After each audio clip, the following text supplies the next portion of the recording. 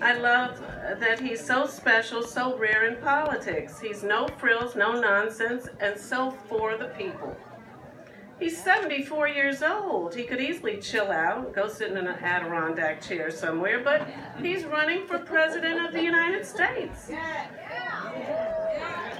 And I don't get the impression he's in it for personal glory.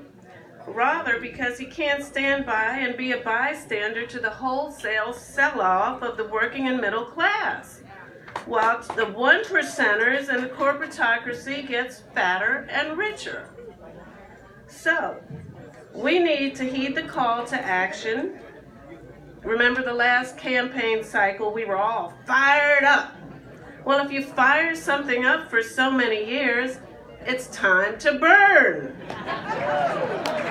It's time to be a part of this powerful revolution for change. You know, Anais Nin has that famous quote when she says, "And the day came when the risk to remain tight in a bud was more painful than the risk it took to bloom."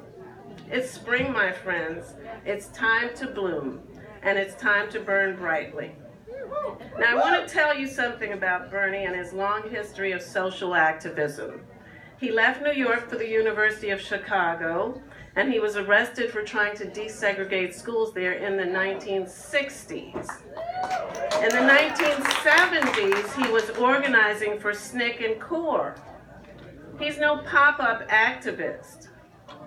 In 1974, he said, "The vast majority in the middle are having a harder and harder time." Fast forward to 2015, when he announced, he said, "Enough is enough. Enough is enough. Enough is enough. This great nation and its government belong to all the people, and not just a handful of billionaires, their super PACs, and their lobbyists." Bernie has had a clear and consistent message. He's not a pretender. Compare and contrast. What was Hillary doing back in the day? Hillary was a Goldwater girl. Yeah, that Goldwater, the one who voted against the 1964 Civil Rights Act.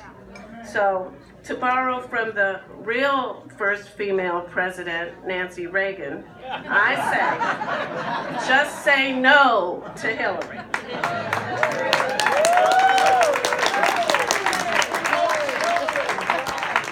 You know, I know she's Ivy League educated, but I think she took her political science and diplomacy courses at Trump U.